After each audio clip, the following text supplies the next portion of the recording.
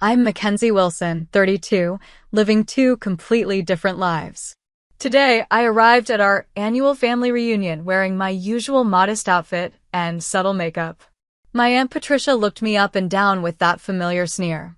"Poor girl, still a secretary," she mocked, triggering laughter around the room. If only they knew I was running Horizon Innovations, now valued at $350 million. Little did they suspect that tomorrow, their desperate $100 million deal would need my signature as CEO. Before I tell you how I built my empire in secret, let me know where you're watching from. Drop a comment below and hit subscribe if you want more stories about underestimated women who rise to the top. Growing up in the Wilson household meant living in material comfort but emotional coldness. Our 5-bedroom colonial in Connecticut projected success to the outside world, but inside, warmth was scarce, especially for me. My parents, Rebecca and Richard Wilson, built Wilson Enterprises from the ground up, a real estate development company that had seen better days by the time I was a teenager. Still, we maintained appearances, and my parents maintained their expectations.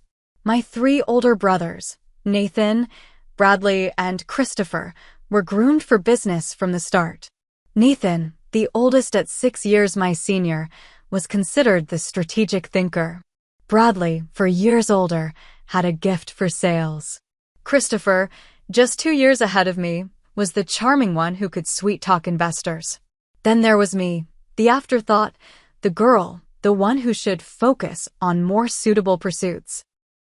Family dinners were business meetings where my brothers presented ideas and received feedback.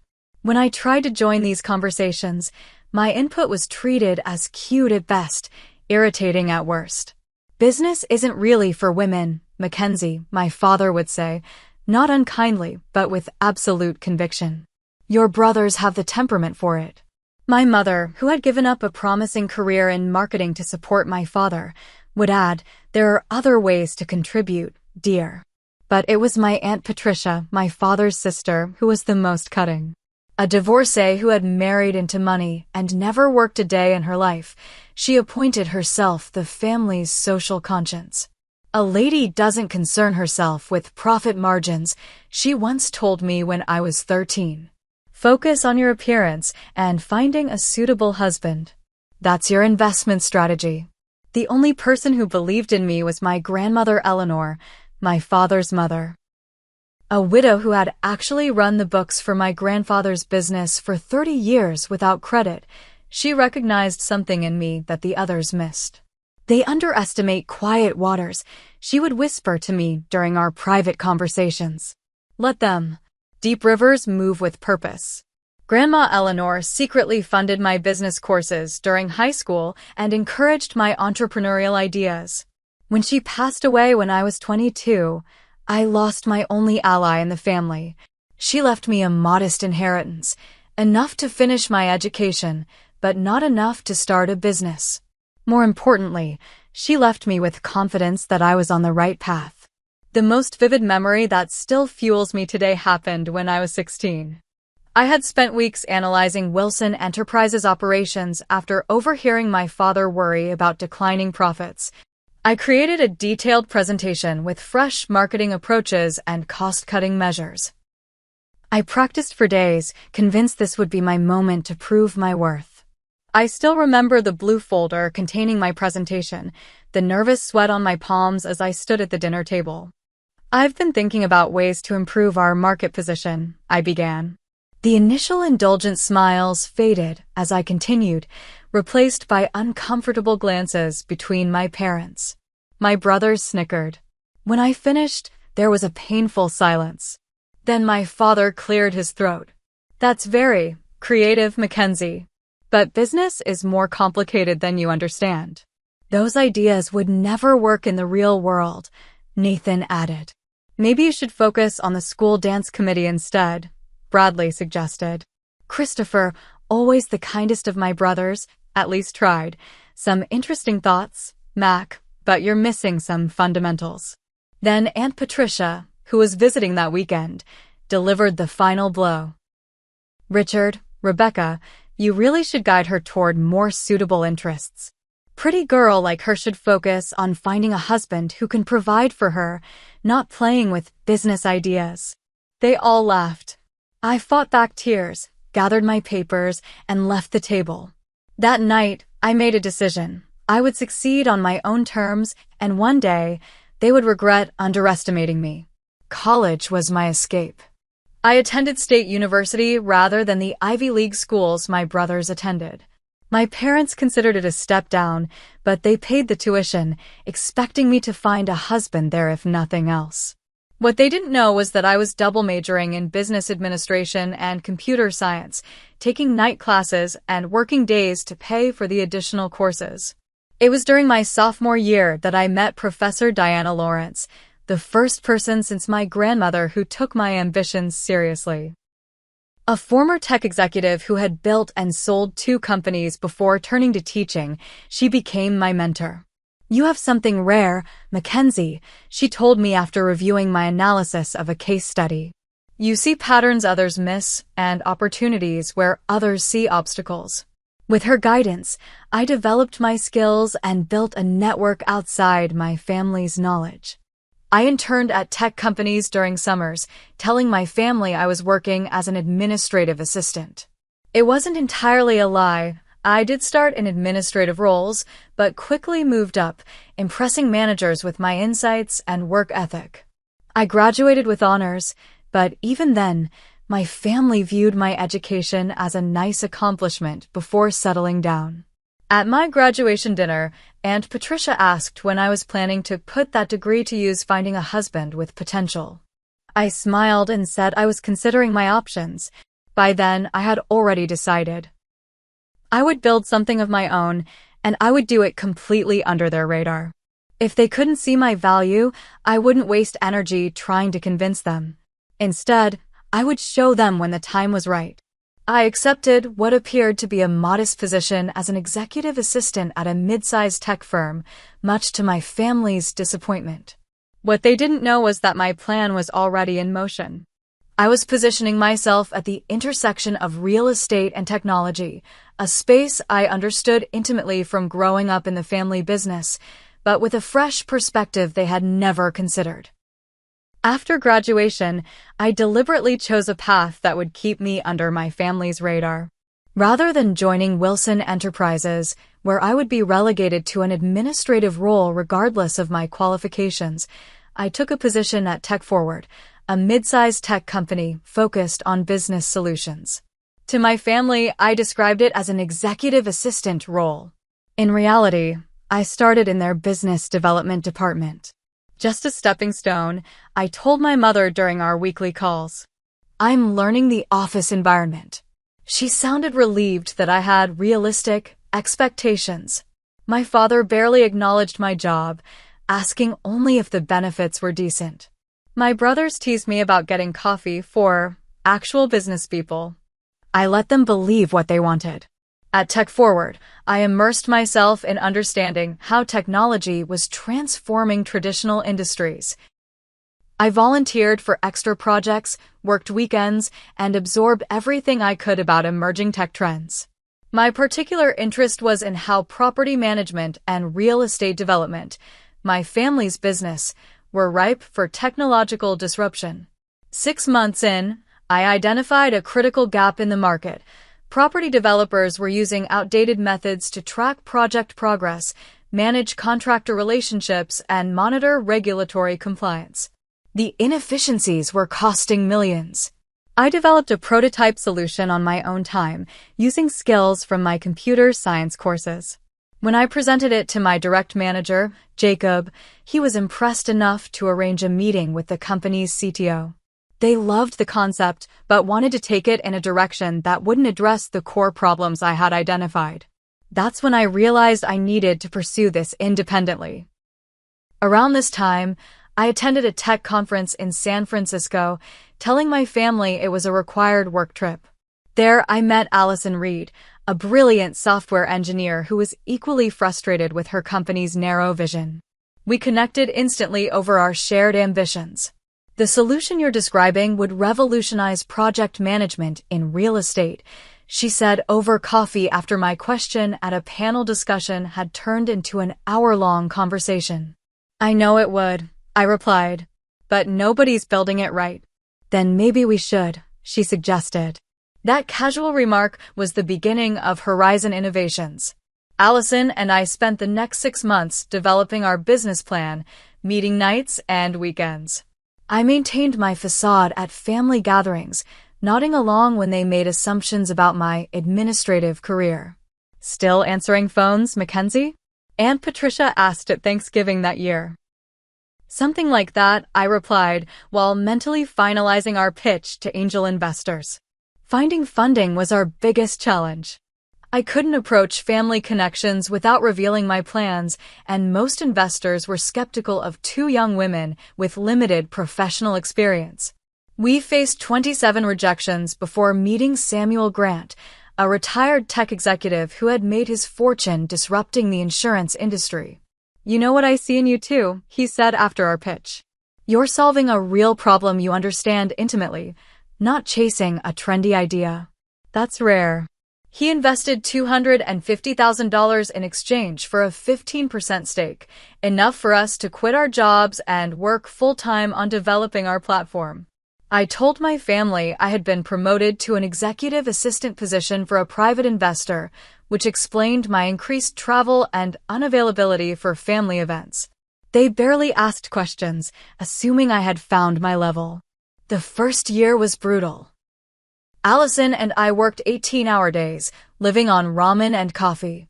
We rented a tiny office in a rundown building and hired 2 recent computer science graduates who believed in our vision. There were technical challenges we hadn't anticipated and market resistance we hadn't prepared for. 3 months in, we ran into a major coding issue that threatened to derail the entire platform. I didn't sleep for 3 days, working alongside Allison to redesign our approach. When we finally solved it at 4 a.m. on the 3rd day, I broke down crying from exhaustion and relief. We can actually do this, I realized, as the solution elegantly solved multiple problems at once. Our first client was a small real estate developer in Phoenix who took a chance on our beta product. When our platform helped them identify and resolve a regulatory issue that would have cost them $1.2 million, word began to spread. We secured 3 more clients that month. Still, I maintained my cover story. At Christmas dinner that year, as my brothers boasted about their achievements at Wilson Enterprises, I sat quietly, exhausted from having just closed our 10th client. When attention turned to me, I simply said things were going fine at my assistant job. At least you're employed, my father said, which was his version of approval. As Horizon grew, so did the complexity of maintaining my dual identity. I opened separate bank accounts, used a different email address for family communications, and even maintained a small apartment near my parents' home for when I visited, while actually living in San Francisco. I became skilled at deflecting questions and keeping conversations focused on others. The strain was emotional as well as logistical. Each time my family dismissed my career, it stung despite my growing success. I developed a protective shell, reminding myself that their approval was no longer my goal. Yet part of me still hungered for recognition, for my father to look at me with the same pride he showed when my brothers made even minor achievements. Why maintain the charade?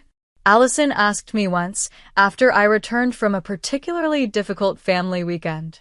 You're already more successful than most people will ever be. I'm not ready yet, I admitted. I need to be undeniable before I reveal the truth. What I didn't say was that I feared their reaction. Not just their surprise, but the possibility that even with proof of my success, they might find ways to diminish it. I needed to build something so impressive that not even Aunt Patricia could undermine it with a cutting remark. So I continued my double life, fueling my drive with each dismissive comment, each missed opportunity for my family to know me. Horizon Innovations continued to grow, and with it, my resolution that one day, they would see me for who I truly was, but only when I was ready, and only on my terms. 3 years passed in a whirlwind of growth and strategic decisions. Horizon Innovations expanded from our original 4-person team to over 50 employees. Our property management platform had evolved into a comprehensive suite of tools that integrated project management, regulatory compliance, contractor coordination, and financial forecasting. We had moved from our tiny office to a full floor in a downtown San Francisco building with a view of the Bay Bridge. Yet to my family, I remained Mackenzie, the executive assistant. The disparity between my two lives grew increasingly surreal. By day, I was making decisions affecting millions of dollars, negotiating with major investors, and leading a growing team. By night, in phone calls with my parents, I was still their daughter with a nice, stable job who hadn't found the right man yet. At 30, I was running a company valued at $75 million after our Series B funding round. My personal net worth on paper had reached 8 figures, yet I still shopped for modest clothes to wear at family functions and maintained an inexpensive apartment in Connecticut for visits home. "You should consider buying instead of renting," my mother suggested during one visit, assuming my executive assistant salary was my only income. "It's never too early to build equity." I nodded, not mentioning that I already owned my San Francisco condo outright and had recently purchased a vacation property in Lake Tahoe. Building my executive team became a priority as we scaled. I hired people who complemented my skills and shared my vision. Jessica Peters became our CTO, Robert Martinez our CFO, and Tara Franklin our COO. They became my chosen family, people who saw my true capabilities and pushed me to grow further. "You're the most impressive founder I've ever worked with," Tara told me after we successfully navigated a particularly challenging quarter. "Your strategic instincts are extraordinary." These words meant more to me than my team could know, filling a void left by years of familial dismissal. Yet I kept a professional distance, never sharing details about my family situation. Only Allison knew the full story. Our first major breakthrough came when we developed a proprietary algorithm that could predict regulatory changes likely to affect development projects, allowing our clients to adjust plans proactively. It was a game changer for the industry, reducing risk and saving millions. The trade publication Real Estate Technology Review featured our innovation with the headline, "Horizon Innovations Redefines Risk Management in Development." I declined to be photographed for the article, citing a desire to keep the focus on the technology rather than personalities. In truth, I was preventing my family from discovering my position. I was listed simply as Wilson, CEO, in the company materials, and I used a professional email that didn't include my full name. We began acquiring smaller competitors, incorporating their innovations into our platform. Each acquisition strengthened our market position and expanded our client base. By year 4, we were the dominant technology provider in our niche, with clients across North America and initial expansion into European markets. The complexity of maintaining my dual identity increased proportionally with our company's growth. I used a series of shell companies and trusts to manage my personal wealth, keeping my name off public documents whenever legally possible. I limited my appearances at industry events and avoided business functions in Connecticut or New York where I might encounter family connections. Despite these precautions, there were close calls. During a major technology conference in Boston, I spotted my brother Christopher across the exhibition hall. I ducked behind our company's booth while sending Allison to represent us during that time slot. Later, Christopher mentioned attending the conference to my parents during a dinner I was present for. "You should have seen the innovations they're bringing to real estate tech," he said excitedly. "There's this one company, Horizon something, that's completely changing the game." I nearly choked on my water as he continued, "We should look into using their platform at Wilson Enterprises. It could solve many of our efficiency problems." "I'll look into it," my father replied dismissively. "Those tech solutions are usually overpriced and underdeliver." I bit my tongue, knowing our platform could indeed solve many of the issues their company was facing. The most challenging aspect of my double life wasn't the practical logistics, but the emotional toll. Every milestone Horizon achieved was celebrated with my team, but kept secret from those I had grown up with. Each time I hit a personal goal, purchasing my first luxury car, taking my first-class international flight, making my first $1 million philanthropic donation, I had no one from my early life to share it with. I began seeing a therapist to help manage the psychological weight of my choices. Dr. Karen helped me understand that my secret wasn't just about proving my family wrong. It had become a shield protecting me from potential rejection. "What are you waiting for?" she asked during one session. "What needs to happen before you feel ready to reveal the truth?" After reflecting, I realized I was waiting for undeniable, overwhelming success, a level of achievement so significant that not even my most critical family members could diminish it. I wanted leverage, not just accomplishment. That opportunity came more quickly than I anticipated, though not in the way I expected. As Horizon continued to expand, we made a strategic decision to move into government contracts, developing specialized versions of our platform for municipal development projects. This led us to create a subsidiary investment group, Aurora Capital, that could participate in public-private partnerships across the country. Aurora's team identified promising development projects that could benefit from both our technology and capital investment. What I didn't know was that one of those projects would soon bring my two worlds into direct collision and force a reckoning I wasn't yet prepared for. I was reviewing quarterly projections with our executive team when my phone buzzed with a text from my mother. "Emergency family meeting this weekend. Your father insists everyone attend. No exceptions." The timing couldn't have been worse. We were finalizing our expansion into Asian markets, but family emergencies were rare enough that I knew this must be serious. I arranged to fly to Connecticut that Friday, briefing my team that I'd be unavailable except for genuine crises. "Family stuff," I explained vaguely to Tara.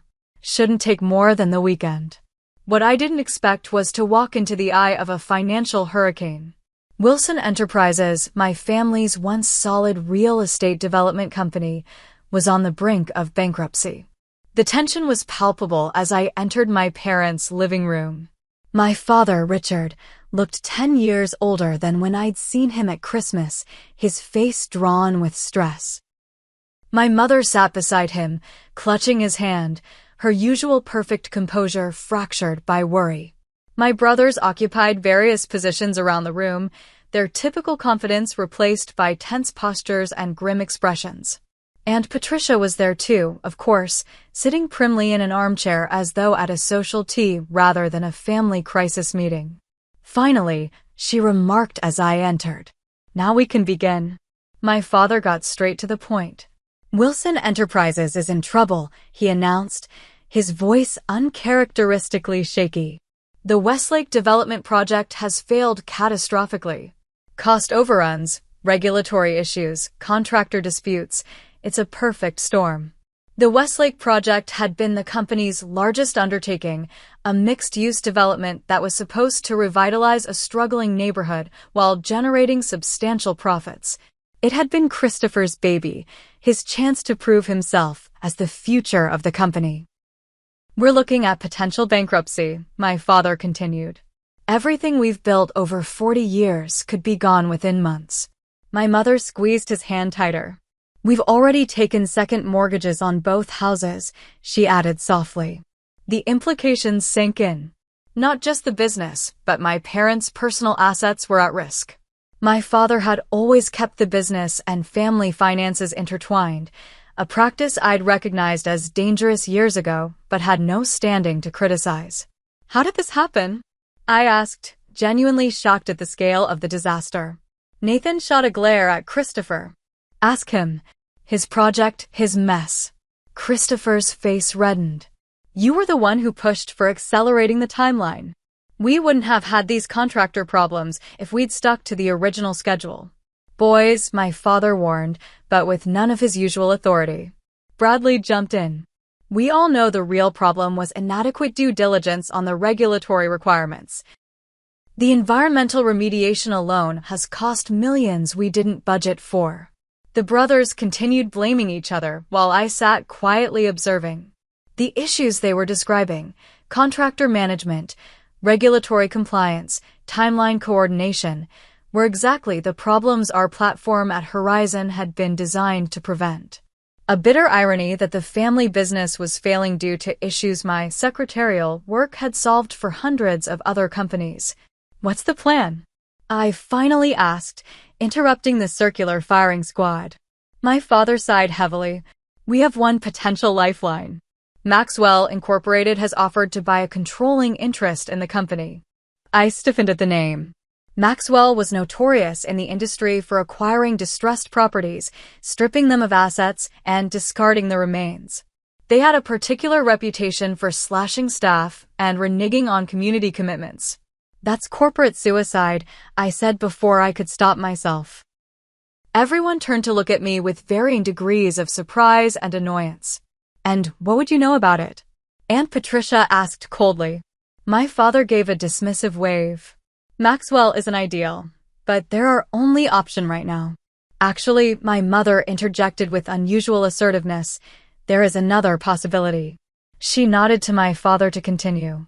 He straightened slightly.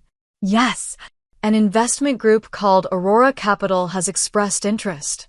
They've offered a $100 million deal that would save the company, allow us to complete Westlake, and let the family retain some ownership stake. My blood ran cold. Aurora Capital, our subsidiary. My company was the potential savior my family was pinning their hopes on. This couldn't be happening. The terms are much better than Maxwell's, Bradley admitted. But we don't know much about them. They're very private. Christopher nodded. Their representative was impressive, though. Very knowledgeable about the industry and our specific situation. I felt dizzy. That would have been James Harper, Aurora's chief investment officer, who reported directly to me. He would have had no idea of the connection. When do you need to decide? I asked, trying to keep my voice steady. We have a meeting tomorrow with Aurora's CEO, my father said. If all goes well, we sign papers immediately after. Maxwell has given us until end of business Monday to accept their offer otherwise. Aunt Patricia sniffed. I still think Maxwell is the safer choice. We know who they are. This Aurora group came out of nowhere. I bit my tongue hard enough to taste blood. The irony was almost too much to bear. My company, the one built by the secretary they all dismissed, was now positioned to either save or acquire my family's struggling business. Where are you staying tonight, Mackenzie? My mother asked, switching to practicalities. I have a hotel room in town, I replied automatically, my mind still racing with implications. Nonsense, she said. Stay here. We need the family together right now. I agreed reluctantly, needing time alone to process and make calls. As the meeting broke up, Aunt Patricia cornered me by the staircase. It's times like these when we see who the strong ones are, she said with a pointed look at my brothers. Though I suppose it's a blessing you're not involved in the business. Too much stress for a woman to handle. I smiled tightly. Everyone handles stress differently, Aunt Patricia. Indeed. Speaking of which, how is your little secretary job going? Still answering phones? The mockery in her voice was unmistakable. Even with the family business crumbling, she couldn't resist belittling me. Something like that, I replied, the same answer I'd given for years. Well, at least you have stability, she said with false kindness. Unlike your brothers. Though you really should have aimed higher, dear. A woman your age should be more established. I excused myself and retreated to my old bedroom, now converted to a guest room, but still containing echoes of my childhood. Sitting on the edge of the bed, I made an encrypted call to Allison. We have a situation, I told her, keeping my voice low. Aurora is in talks to save my family's company. What? She gasped. I don't even know what that is. Cosmic irony. It's a disaster waiting to happen, I replied. James has no idea he's been negotiating with my family. The CEO they're expecting to meet tomorrow is me. So, what are you going to do? I stared at the faded outline on the wall where my business school acceptance letter had once hung, removed by my mother who thought it cluttered the room. I don't know yet, I answered honestly, but I think my cover is about to be blown, whether I'm ready or not. The annual Wilson family reunion was scheduled for the same weekend as the emergency meeting. Unfortunate timing that couldn't be changed because relatives were already traveling from across the country. So despite the crisis, Saturday afternoon found us at my parents' lake house, maintaining appearances with extended family who remained unaware of Wilson Enterprises' precarious situation.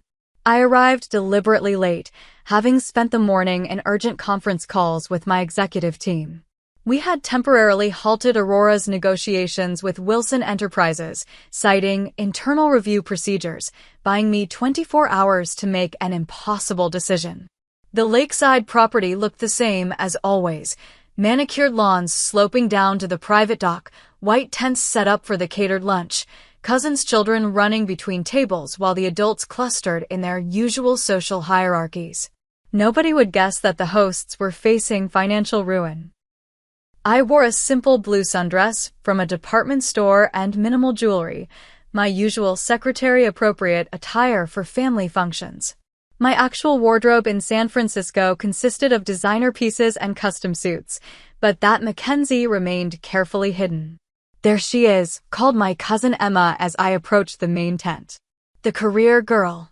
Several relatives turned to look, offering the same patronizing smiles I'd grown accustomed to. I braced myself for the usual barrage of questions about my non-existent love life and mythical secretary position. Aunt Patricia materialized at my side, champagne flute in hand, despite the early hour. "Mackenzie, darling, we were just discussing you," she said loudly enough for nearby conversations to pause. "Tell everyone about your job." Still with that same little company. I maintained my practiced smile. "Yes, still there." "And what is it you do again?" "Answer phones? Schedule meetings?" Her tone made it clear these were beneath consideration as actual career options. "I assist the executive team," I replied vaguely, the same answer I'd given for years. My cousin Thomas, who worked in finance in Boston, joined the conversation. "You know, Mackenzie, I could probably help you find something with more potential. My firm is always looking for sharp administrative staff." "That's so kind," I replied, the words tasting like ash. Thomas's firm was actually one of our clients at Horizon, though he wouldn't know that given his mid-level position. "She's content where she is," Aunt Patricia interjected. "Aren't you, dear? Not everyone has ambition." She turned to the wider group.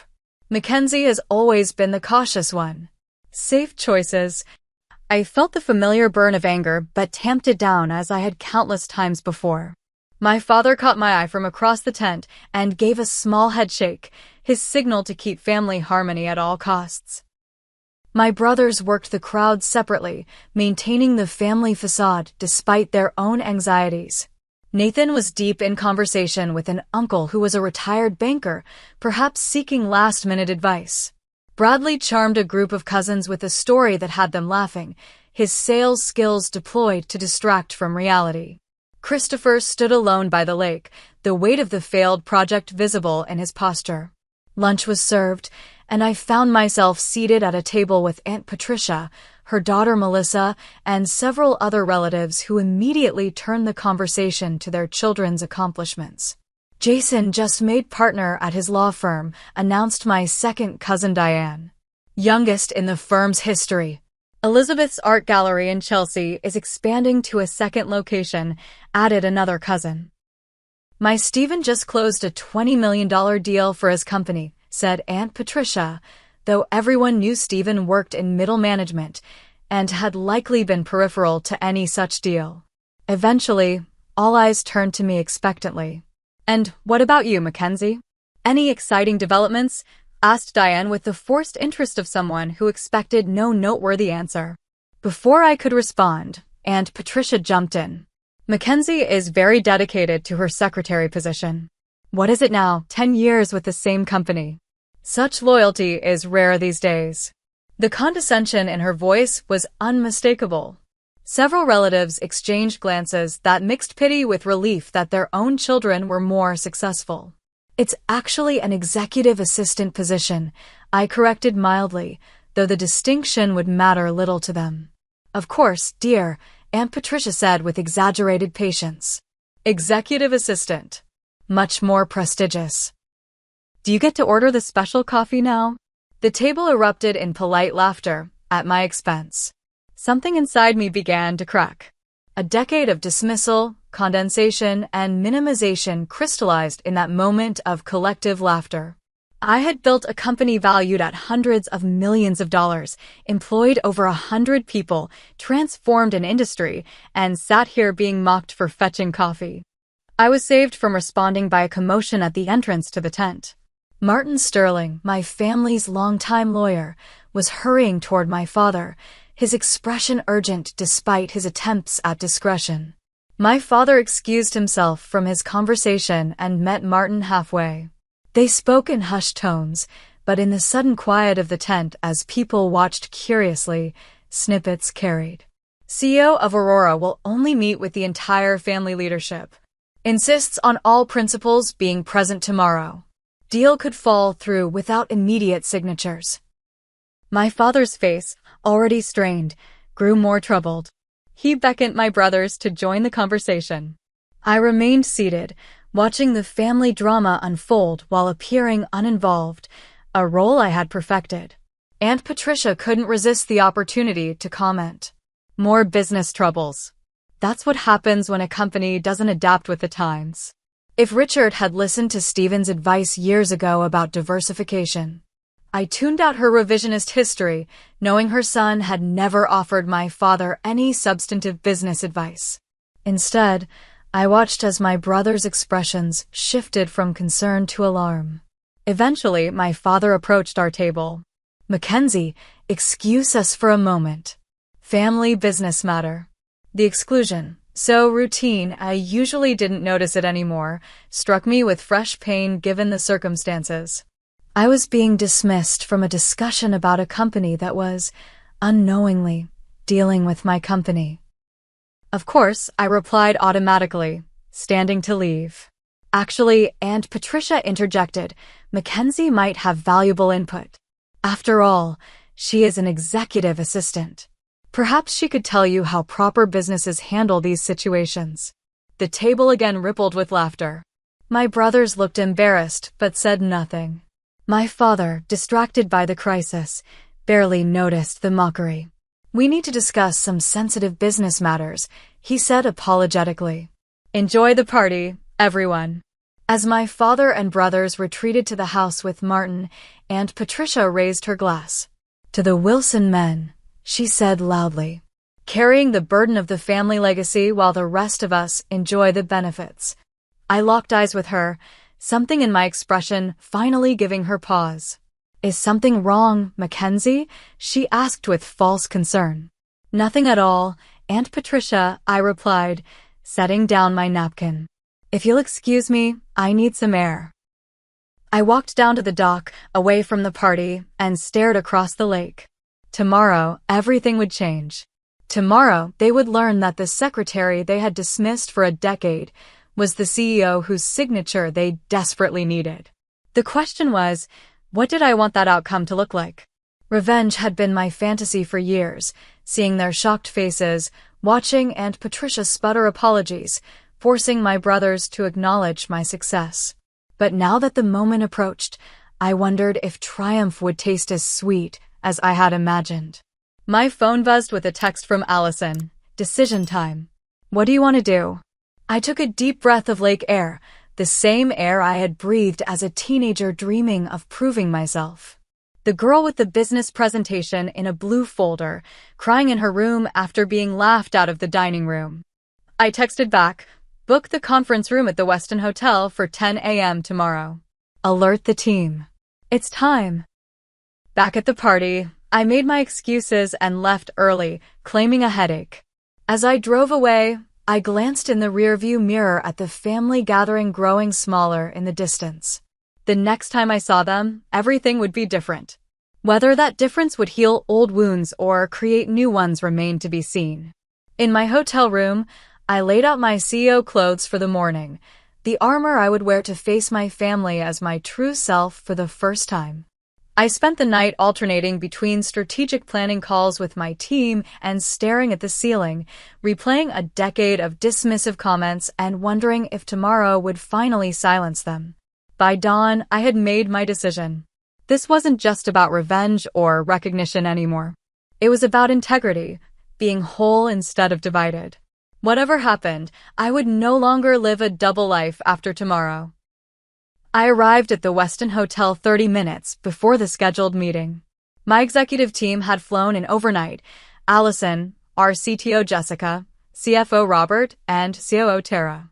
They waited in a separate room, ready to join once I had my initial conversation with my family. "Are you sure about this?" Allison asked as we reviewed our strategy one final time. Her concern wasn't about the business decision. Aurora acquiring Wilson Enterprises made strategic sense, but about the personal fallout. "No," I admitted. "But it's time." I had chosen my appearance carefully, a tailored charcoal suit that projected authority without ostentation, subtle makeup that enhanced rather than masked, and the one piece of significant jewelry I allowed myself, my grandmother Eleanor's diamond earrings. My hair was pulled back in a sleek chignon rather than the softer style I typically wore at family functions. At precisely 9:55 a.m., I took position in the main conference room, standing at the head of the table with my back to the door, looking out at the city's skyline. My heart hammered against my ribs, but my exterior remained composed. Years of board meetings and investor pitches had taught me to project calm regardless of my inner state.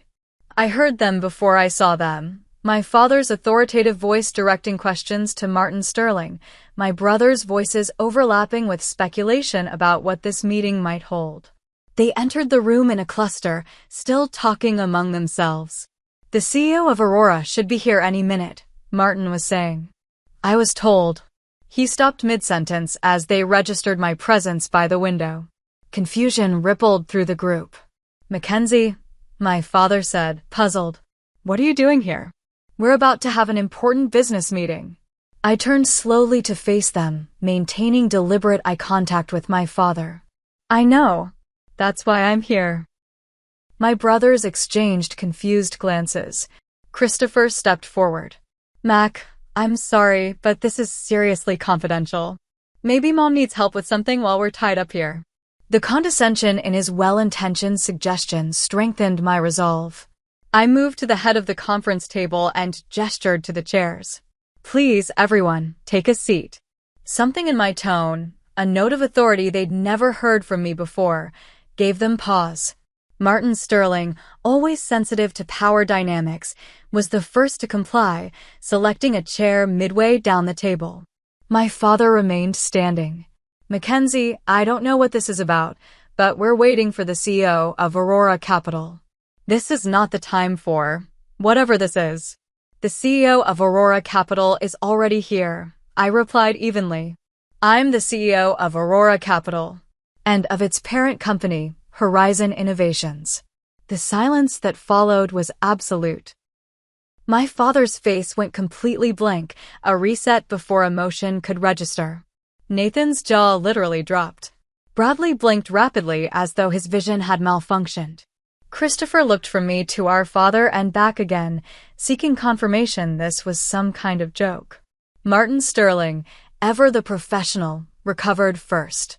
"Ms. Wilson," he began carefully, "are you saying that you are the Wilson listed as founder and CEO of Horizon Innovations?" "That's correct, Martin. The company currently valued at approximately $350 million, $375 after last quarter's results," I corrected gently. My father finally found his voice. "This is absurd. You're an executive assistant." "No," I said. "That was a cover story. I've been building Horizon for the past 8 years, starting shortly after graduation." "But why?" Christopher asked, genuine confusion in his voice. Before I could answer, the conference room door opened again, and Aunt Patricia swept in, 15 minutes late as was her custom at any meeting she considered beneath her full punctuality. "Sorry I'm late, but I hardly think my presence is necessary for—" She stopped abruptly, taking in the tableau. "Mackenzie? What is this take your daughter to work day?" She laughed at her own joke. No one joined her. The tension in the room was palpable. "Patricia," my father said tightly, "apparently Mackenzie is claiming to be the CEO of Aurora Capital." "Don't be ridiculous, Richard," she scoffed. "She's a secretary." I pressed the intercom button on the conference phone. "Please send in the executive team." The door opened again, and my team entered. Allison, Jessica, Robert, and Tara, each carrying tablets with presentation materials, each dressed in impeccable business attire that matched the seriousness of the occasion. "Allow me to introduce my executive team," I said calmly. Allison Reed, co-founder and Chief Strategy Officer. Jessica Peters, Chief Technology Officer. Robert Martinez, Chief Financial Officer. And Tara Franklin, Chief Operating Officer. They took positions around the room, professional and poised. The power dynamic shifted visibly as my family suddenly found themselves outnumbered and outflanked. "This is preposterous," Aunt Patricia declared. "Richard, call security.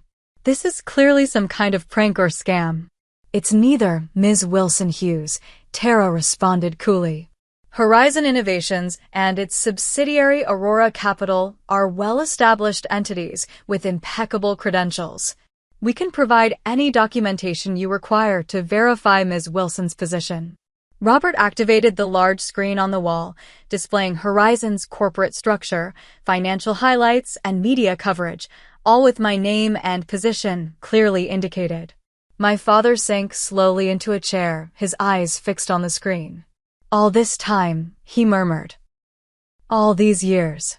"Yes," I confirmed. "While you thought I was answering phones, I was building a company that has revolutionized the industry.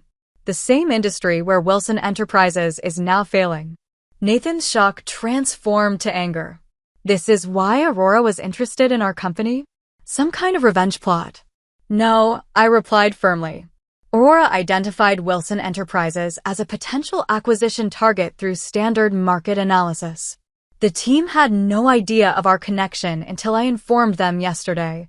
In fact, I temporarily halted negotiations when I discovered the situation. "So what happens now?" Bradley asked, his sales instincts kicking in, already calculating how to adapt to this new reality. "That depends," I answered. "Aurora's offer remains on the table, but I wanted to have this conversation before proceeding. For obvious reasons, I needed to disclose the conflict of interest." "Conflict of interest?" Aunt Patricia's voice rose shrilly. "This is manipulation. Deception." I turned to face her directly. "Deception, Aunt Patricia? Like telling a 16-year-old girl with legitimate business ideas that she should focus on finding a husband instead? Like dismissing someone's career as just answering phones without bothering to learn what they actually do? That kind of deception." Her face flushed red. "You've always been too sensitive. We were trying to guide you toward realistic expectations." "My expectations were perfectly realistic," I countered. "I expected that hard work, innovation, and perseverance would lead to success. What wasn't realistic was expecting my own family to recognize my potential." Christopher looked genuinely distressed. "Mac, we never meant to." 8 years, I interrupted. "For 8 years, I've sat at family dinners listening to you all mock my supposed career while I was building something significant." Yesterday at the reunion, Aunt Patricia suggested I get to order the special coffee now as an executive assistant, and everyone laughed. Do you have any idea what that felt like? My father raised his hands in a placating gesture. "Mackenzie, clearly we've underestimated you. That's obvious now. But this subterfuge was unnecessary. Why not just tell us what you were doing?" "Because you wouldn't have believed me," I said simply. "You would have dismissed it as a girl's fantasy, just like you dismissed every business idea I ever presented. I needed to succeed first, to be undeniable." "And now?" Nathan asked. "You've made your point. You've succeeded. Is the plan to let our company fail as some kind of object lesson?" The question hung in the air, the core issue finally spoken aloud. My team remained professionally impassive, but I knew they were watching carefully. This was no longer just business. It was personal in a way that could cloud judgment. I took a deep breath. No. Aurora's offer is legitimate and fair. The acquisition makes strategic sense for both companies. Wilson Enterprises has valuable land assets and development experience. Horizon has technology that could address precisely the issues that led to the Westlake failure. My father studied me with new eyes, reassessing everything he thought he knew about his daughter. And the terms? The $100 million valuation stands, I confirmed. The Wilson family would retain a 20% ownership stake in the restructured company. There would be positions for those with the appropriate skills who are willing to adapt to our corporate culture and technology integration. And who would lead this new entity? Bradley asked shrewdly. Aurora's current leadership would remain in place, I stated firmly. Including me as CEO. The implication was clear. My father and brothers would no longer be in charge. After a lifetime of authority, they would answer to me, if they remained at all. Aunt Patricia gave a theatrical gasp. Richard, you can't possibly consider this. It's unnatural. Maxwell's offer. Maxwell would strip the company bare and fire everyone. My father interrupted, surprising me. He hadn't taken his eyes off me. You've really built all this yourself, Mackenzie? Something in his tone, a mixture of disbelief and the first glimmer of respect, made my throat tighten. Yes. With a great team, but yes. He nodded slowly. I'd like to see the full terms. And I'll need time to discuss this with the family. Of course, I agreed. My team has prepared comprehensive documentation. We can give you the room to review it privately. As my executives distributed tablets with the acquisition details, I caught Christopher watching me with an expression I couldn't quite decipher. When our eyes met, he gave a small, rueful smile. All those times you asked questions about our projects, he said quietly. You weren't just being polite, were you? You were gathering market intelligence. I was trying to help, I corrected him. You just weren't listening. As we prepared to leave the family to their deliberations, Aunt Patricia made one final attempt to reassert her influence. This is still manipulation, she declared loudly. Using inside knowledge of family troubles to swoop in like some corporate vulture. I stopped at the door and turned back to face her. No, Aunt Patricia. This is business. Something you've always insisted I wouldn't understand. The door closed behind us, leaving my family to confront both their company's future and their recalibrated understanding of the daughter and sister they had underestimated for so long. 6 months after the revelation meeting, I stood in the atrium of the newly renamed Wilson Horizon Tower, watching employees from both companies mingle at our integration celebration. The merger had been completed 3 months earlier, after intense negotiations and significant restructuring. The changes were substantial. My father had taken a position as chairman emeritus, a largely ceremonial role that acknowledged his founding contribution while shifting actual authority to new leadership. At 72, he had initially resisted the transition, but eventually recognized it was time to step back. Nathan had left the company entirely, unable to accept the new hierarchy. Last I heard, he was starting his own boutique development firm in Chicago, maintaining minimal contact with the family. His departure had been acrimonious, but ultimately necessary. His management style was fundamentally incompatible with our data-driven approach. Bradley had surprised everyone by thriving in the new environment. His sales skills translated well to our expanded client outreach initiatives, and he demonstrated unexpected adaptability to technological integration. We weren't close, exactly, but we had established a mutually respectful professional relationship. Christopher had taken the changes hardest initially, blaming himself for the Westlake failure that had precipitated everything. After some soul-searching, he had accepted a position leading our community development initiatives, where his genuine passion for neighborhood revitalization could be channeled effectively. He was currently completing an executive MBA program at my suggestion, filling gaps in his previously intuitive approach to management. My mother had perhaps undergone the most profound transformation. After the initial shock, she had approached me privately with decades of pent-up regret. "I should have supported you," she admitted during a tearful lunch.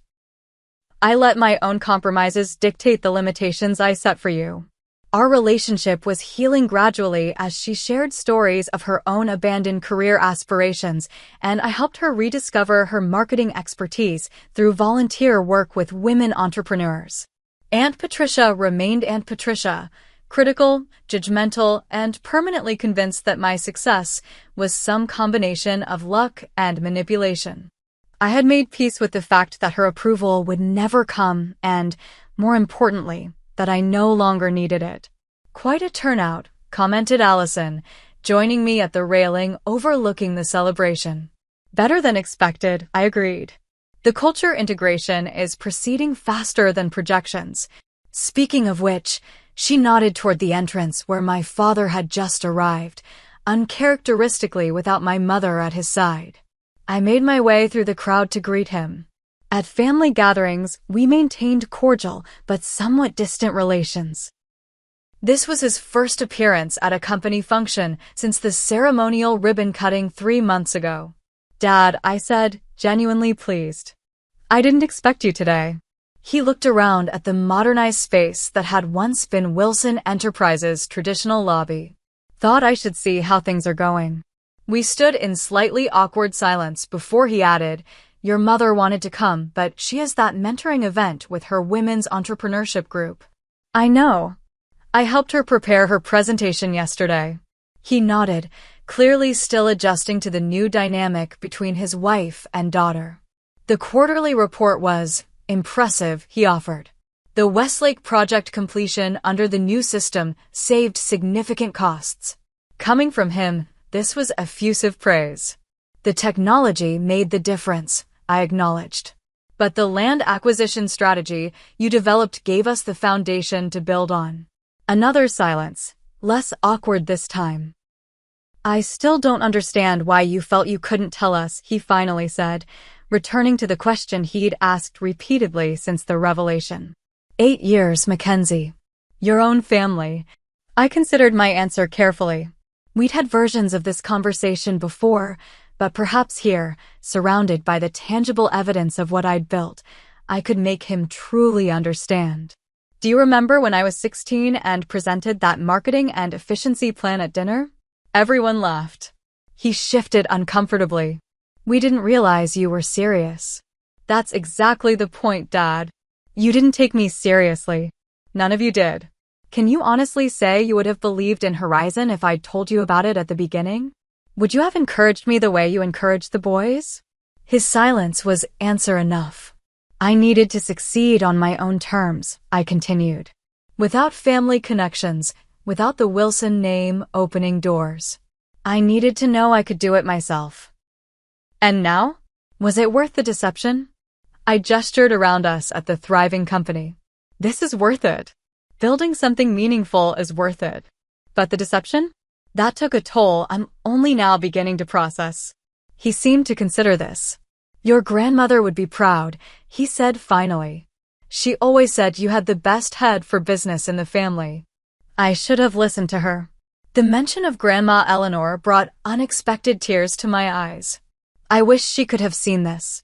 "She knew," he said with surprising gentleness.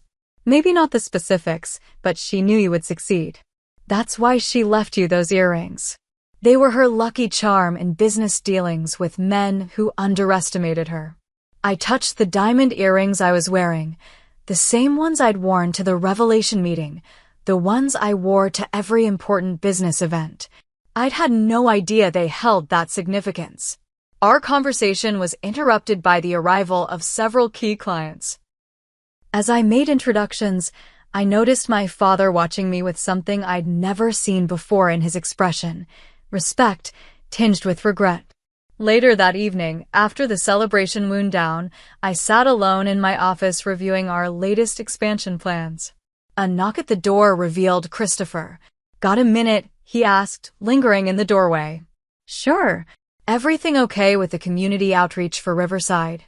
All on track, he confirmed, taking a seat across from me.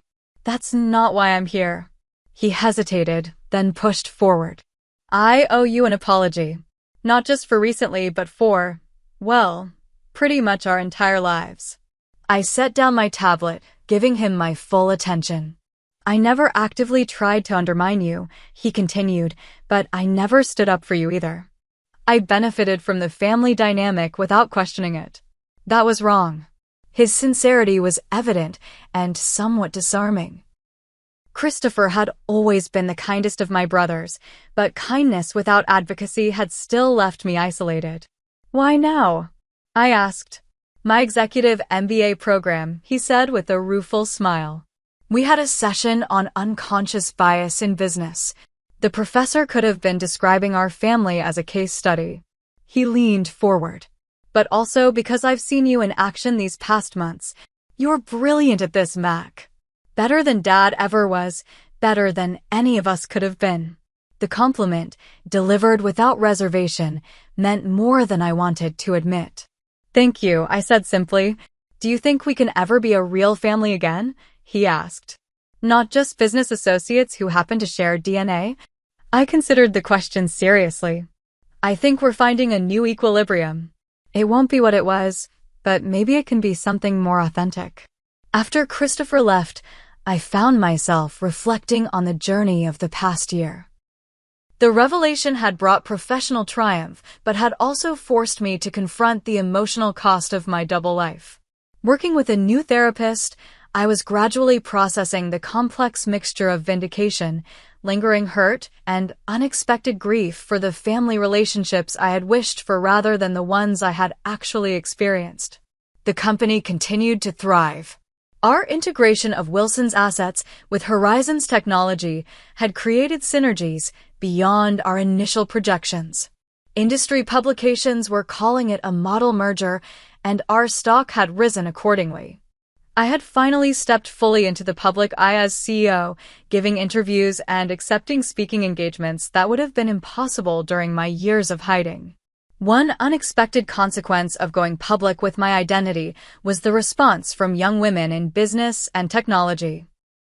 I began receiving hundreds of messages from aspiring entrepreneurs who saw in my story a reflection of their own struggles to be taken seriously. This led to the creation of the Eleanor Wilson Foundation, named for my grandmother, which provided mentorship and seed funding to women launching technology companies.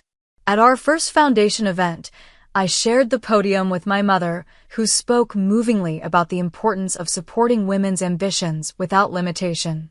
Watching her find her voice was perhaps the most healing aspect of the entire experience. The buzzing of my phone interrupted my reflections, a text from Allison reminding me about tomorrow's board meeting. Life continued forward, with new challenges and opportunities constantly emerging. The past could not be changed, but its lessons continued to inform my approach to both business and personal relationships. I had built my success in secret, driven partly by the need to prove my family wrong. Now that the truth was known, I was discovering a different kind of strength, the power of visible leadership, of letting my full self be seen, both vulnerabilities and capabilities. The company I had built in secrecy now flourished in the light.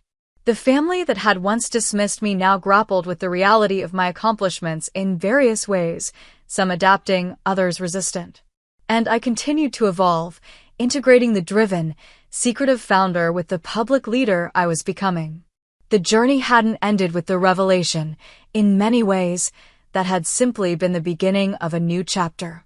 There would always be those who underestimated me or questioned my legitimacy. Aunt Patricia would certainly never change, but I no longer needed universal approval to validate my worth. Success, I had learned, was not measured solely by financial metrics or public recognition, though these had their place. True success lay in building something meaningful, in remaining true to one's vision despite obstacles, and in using achievement as a platform to create opportunities for others. As I prepared to leave the office, I paused at the window overlooking the city lights. The path forward wasn't entirely clear, but it was mine to determine, no longer constrained by others' limited expectations or my own need for secrecy. I thought of all the women watching my journey now, looking to me as an example. To them, I would say this: your worth is not determined by others' recognition. Build your dreams anyway. Success is the best response to those who doubt you. But remember that vindication, while sweet, is not the end goal. The true measure of achievement is not proving others wrong, but proving yourself right. Have you ever been underestimated by those closest to you? How did you respond? I'd love to hear your stories in the comments below. Don't forget to like this video if my journey resonated with you, subscribe for more real-life stories of perseverance, and share with someone who might need to be reminded of their own potential today. Thank you for listening to my story, and remember, sometimes the people who know you least are the ones you've known the longest.